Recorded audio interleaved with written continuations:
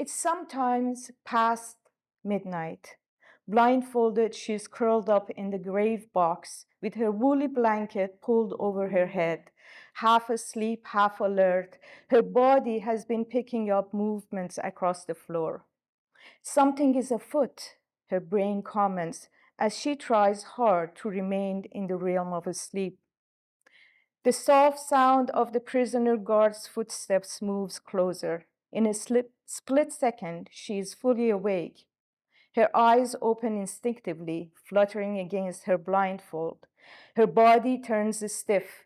She hears her heart thumping. Even after 7 months, each time they come after her, a rush of adrenaline pumps into her blood.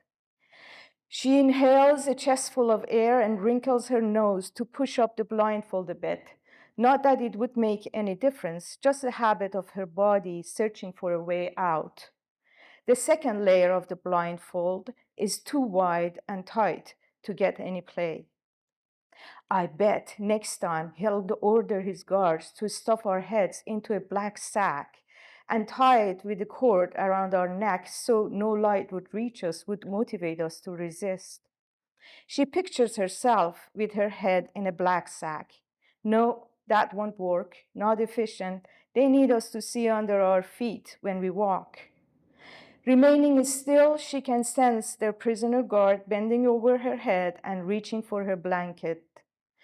Why can't I pretend not to be here and disappear? I wish I could melt into the ground before she grabs me. That would be an interesting scene to watch. The scene of her vanishing into the ground flashes in her mind. She likes it. The guard, one of the collaborating prisoners, whispers over her head to get up and come out quietly. She hardly hears her words, but pushes away the blanket and steps out of her coffin, not even waiting to be summoned again. She grimaces in her head, anticipating another session with Haji, the warden. Doesn't he have family somewhere? As they pass the guard's resting room, she senses something unusual. The prisoner guard keeps directing her through the narrow corridor towards the door opening to the main entrance hall of the whole compound. She hears some male guards laughing and hurling insults at one or more prisoners. She's handed over to one of the men. He takes her to a wall, facing her towards it. Stand here and don't touch your blindfold. She hears him walking away and joining the other guards. I am not alone. There are more of us here. Is this how it ends?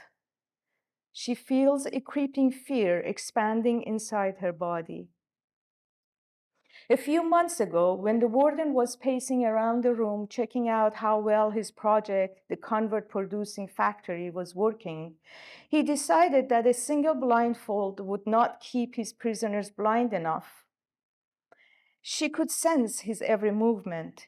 She saw him in her mind standing in the middle of the room, with his hands behind his back, holding on to his cable, looking around the room from one corner to the other, moving his eyes from the back of one prisoner to another. He was standing there, and she and 30 or so of her old cellmates, were sitting blindfolded on the floor around the room, facing the wall in a zigzag formation, each separated from the other by a sheet of particle wood, not even a meter high. He could see them all, and they could see none. She could imagine how satisfied he was. She had seen that in his eyes before. He was proud of his contraption. He called it by many names: machinery, a convert producing factory, and doomsday, and each of them sitting in their grave boxes, their coffins. He took 3 steps and paused on the fourth, and then again 3 steps and a pause. Unlike those of the prisoner guards, his booted footsteps were heavy. A faint sound of crying rose from a coffin. He stopped pacing. He sniffed a breaking soul. She recoiled inside herself, begging her mate in her own mind not to cry in front of him. Please, don't cry now, please. Don't show it to him. Don't let it him. Don't, he'll tear you apart. His voice boomed above their heads. You are here to think, thinking, just thinking. He paused again, perhaps to check the effect of his words on the crying woman. This is the end of the game. It will finish here. No one, do you hear me? No one, not even a single person knows where you are. You are dead as far as your families know. No one can help you here. He was walking around the room, pausing between his speech to watch the reactions of his prey. All of a sudden, he stood still and stopped talking. Minutes passed. A heavy silence spread over the room, only broken by the quiet sniffles of the crying woman. He resumed his walk, only to halt right behind the woman, couple of coffins down from her. He knocked heavily on the woman's skull. Knock, knock. Anybody's in there? Look at our intellectual. See what I've made of you? You are nothing but a cow, tied up in a stable, sitting, sleeping, and eating here on your spots. I can make you shit here too, you piece of garbage. Think. He knocks on her head again. Is there any brain here? Or is it full of dung? Use your brain. None of your friends will help you here. He kicked her. She heard the woman's breath giving way. He took a couple of steps and stood still behind her. He's here. He's looking at you. Sit straight. Breathe, breathe. Count. 1, 2, 3, 4. 1, 2, 3, 1. The skin on the back of her head and neck was crawling under his stare. Without knowing how or when, her hands shot up to cradle her head before his cable landed on them. I heard you've been sending signals to your friends, haven't you? He underlined his words with his blows. She was hunched, folded over herself now, leaving her back open to his strikes, but her hands stayed fast, protecting her brain. Then it was done. He turned on his heel, walking away. Fools, addressing the two converted prisoners working there as his guards. Take their slippers away. One pair in the bathroom is enough. I don't want them to hear each other. No sound, absolutely no sound. No knuckle cracking, no coughing, no sneezing. Leave nothing in their coffins except their blankets. Give them another blindfold, something bigger. His orders were barked across the room as he passed through the door. Until that day, she had been thankful to her parents for her big nose, her bridge to the light. But even with her nose and all her practiced facial movements, she couldn't move the added blindfold without touching it. Get up and come out quietly. Haji wants to see you. The prisoner guard whispered in her ear as she tapped on her shoulder from behind. This guard was one of a large group of prisoners transferred from a province in the northern part of the country. She was a slim, tall woman and a little more considerate than her short counterpart. She got up and stepped out of her coffin. The guard grabbed her arm and held her close. They walked the length of the room into the narrow corridor and stopped by the door to the guard's room. She was led inside and left there standing. Take off your blindfold and sit down. She heard the warden's voice. She pushed her blindfold up on her forehead. It took a few moments for her eyes to adjust themselves to the room's light. The warden was sitting behind a small table in the middle of a rather empty room, except for a makeshift single bed by the wall. He pointed her to the chair across the table. Behind him, there was a large window, a real window, not like the windows in the prison wards. Prison windows were all barred in a variety of ways: horizontal, vertical, barbed. Windows in solitary cells, the ones that did have a window, were small and almost at the height of the ceiling. She had loved them all dearly, all the same, just for being windows. But this one was a real window, like the ones people had in their bedrooms. It was snowing out there, a quiet and relaxed snowfall. She sat down. So he fixed his red eyes on her face. She looked directly into them. They were always red and dripping, as if he were drunk all the time. So, what do you have to say? He said it in an amicable voice. He was in his fatherly role. She gathered all her strength and, without averting her eyes, responded, "Nothing. I don't have anything to talk to you." Her muscles tightened in anticipation.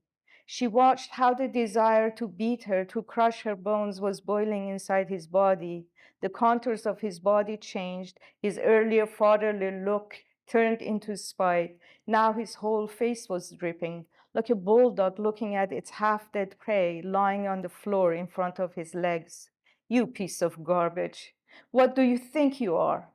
You're nothing but a piece of garbage wrapped in a shiny paper. I will crush you. I will show you what's inside you." Her eyes followed his arm stretched across the table as he leaned towards her, his hand making a fist. "First, I'm going to break you, crumble you like a piece of rubbish. Then I will turn you into a brand new convert working for us." Her eyes remained on his hand. It was big, thick and heavy. She wondered how many eardrums had it broken. "You still don't get it, huh? They call it doomsday. You know why? 'Cause you won't escape this one." She looks up. "Do you hear me? As long as I'm here, these coffins will be here. This is your grave." She gazed at the slow falling snow from the corner of her eyes. He kept fuming. "There are only two ways out of here: being put against the wall and shot, or crawling to me like a cockroach." She looked at his face and watched the snow falling behind the window. He was so impressed by his own invention. "Either way, you won't get out of my factory in one piece. There is no way out. Do you get it?" "I know that." She didn't say that loud. She had heard that sound of crumbling he sought so eagerly. Those sounds mostly rose in the middle of the nights, except for when the warden was giving his fatherly speech during his daily rounds. "I am here to help you. I know there is a soul behind that blindfold. I feel your pain. I'm a father too." Bastard. Once he even pretended to cry. He knew what to do. He knew that we were starving here in his coffins for a human touch. When a soul loses its innards bit by bit, there comes a time when it crumbles in on itself like an imploding tower. She had heard the cracking sound of her old cellmates, the sound of agony in their losing control, in their crying out loud, yelling that they didn't know who they were anymore, trailed by their supplicant moans and cry, asking for help, for salvation. "Do you understand?" he growled at her. Her mind was busy holding onto the snow, flake by flake, dancing their way down this window. "Answer me. Say it that you understood." "I heard," she heard herself saying. Put on your blindfold, you waste of time. I pity your son for having such a mother." She looked at the window, framing it in her mind, and pulled down the blindfold. The same guard came in and walked her towards her coffin. "It's winter now and spring is coming." She took the window with its snowflakes back into her coffin. Strange sense of floating in between creeps into her body. As if she were standing at a precipice to nowhere, blindfolded while standing in that huge wide corridor in the middle of the night, a sense of finality dawns on her. "Why are you afraid? Get a grip on yourself. Calm down," she scolds herself. "Face the wall, you bitch," a male guard yells from down the big hall. "I need to go to the bathroom." She hears a familiar voice. She tries to match the voice with a face or name. She hears the guard's boots stepping fast towards the other side of the hallway. "How many times did I tell you don't raise your voice?" She hears the thud of punches and kicks. The prisoner receives the blows silently. She can't match the voice with any face. She knows that jail to jail transfers happen during the daytime, not in the middle of the night. She hopes it is not a prisoner transfer. Whatever it was, it did not involve all of them who were still sitting in the coffins. She coughs and clears her throat. She hears the slippers shuffling on their spots in response to her cough. The guards are immersed in their own bantering. Carefully, she touches her face and pushes up her blindfold a bit and peeks down the hall. She sees a few more blindfolded women facing the wall. They are only taking some of us. That means we are being selected based on something, but based on what? For the last 7 months, she had only been moved from one coffin to another in the same room. Anxiety sits in her throat. Time passes. A couple more blindfolded women added to the numbers. She's sure they are all from the coffins. She hears a guard passing by her side. Guard? She calls. Shut your mouth. He turns towards her. Are trying to send a signal? Do you think we're fools? But he doesn't hit her. Where are you taking us? As soon as she asks the question, she regrets it. She didn't know why she asked. She didn't want to ask. She knew he wouldn't know the answer, and if he did, he wouldn't tell her. But the words had burst out of her mouth before she could hold them back. To hell. Where else do you expect? He mocks her. If I catch you touching your blindfold, moving your head around, I'll beat you till you moan like a dog. I'm talking to you all. Hear me. He throws out his last words into the whole space as he walks away. Standing on her spot, her inside revolves. Maybe the warden has given up the hope to make converts out of us. Maybe he thinks it's a waste of coffins and his time to keep us here. Maybe he's pressured by the prosecutors to hand us over. But why not all of us? Oh, help me, help me. Somebody help me. Calm down. Calm down. Who do you think will help you here? Besides, we have talked about this day. We knew it would come. I know could it be it? It will be a pity if everything ends like this. Get a hold on yourself. You still don't know what is going to happen. Patience. Wait. Just wait. I just don't want everything to end like this. No, not like this. If I could see somebody before the execution, if I only need 24 hours with another prisoner, someone to whom I could pass all my experiences, all my thoughts, all the things that have happened to us. If I could have a bunch of papers and a pen, that's okay. That's for later. Now just try to be focused. Stay calm. Keep yourself together. Don't shake. Don't let these vultures sniff any trace of fear on you.